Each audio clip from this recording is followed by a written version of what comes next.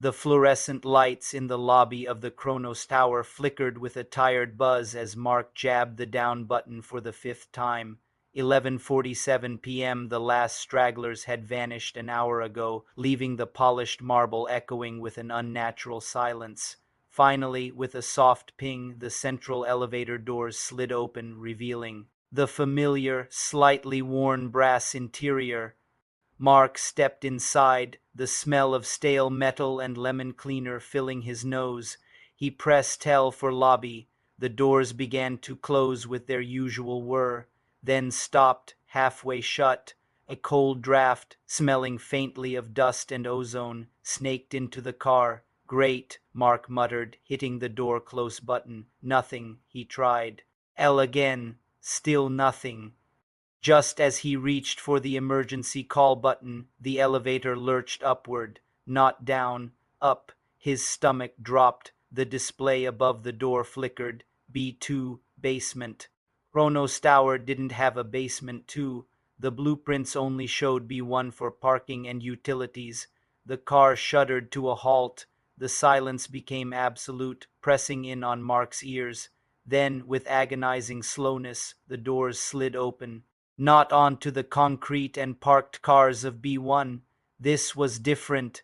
Dim, flickering emergency lighting revealed a narrow corridor lined with decaying brickwork.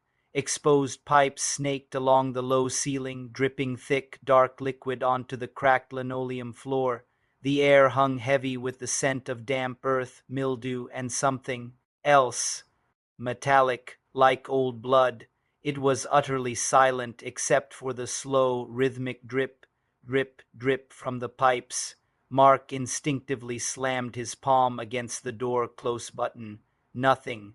The elevator remained stubbornly open, a bright, sterile rectangle spilling light into the oppressive gloom of the corridor.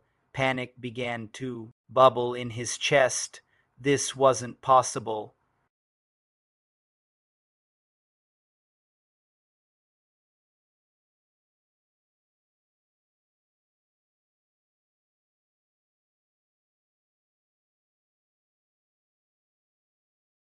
It stood perfectly still, facing the wall, its back to Mark.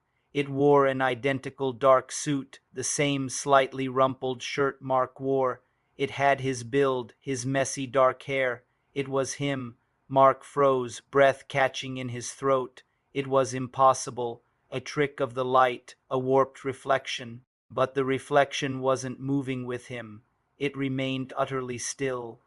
As if sensing his gaze, the figure in the reflection slowly, so slowly, began to turn its head, not towards the corridor, but towards the reflection itself, towards Mark, watching through the glass.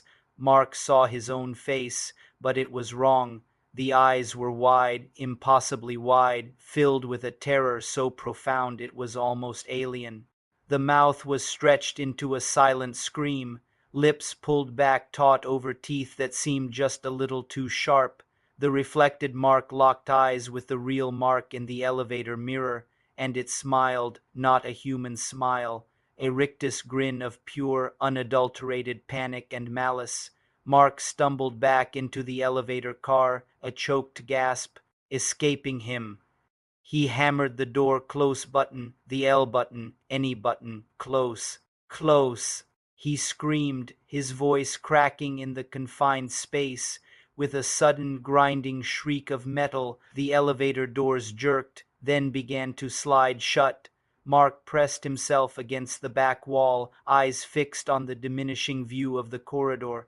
The reflection in the dirty glass was gone, but just before the doors sealed with a final, echoing thunk, he saw movement at the edge of the corridor. His own figure, the one from the reflection, stepped out from around the bend. It didn't run. It walked with a terrible, deliberate slowness towards the closing elevator doors, its head tilted at an unnatural angle, that same horrific smile fixed on its face. Its eyes were utterly black now, like pits. The doors closed. The elevator gave a sickening lurch and began to descend, the display flickering back to B1, then G, then L. Mark collapsed against the wall, trembling violently, sweat soaking his shirt. The familiar lobby lights flooded in as the doors opened onto the deserted marble expanse. He scrambled out, falling to his knees on the cool floor, gulping air.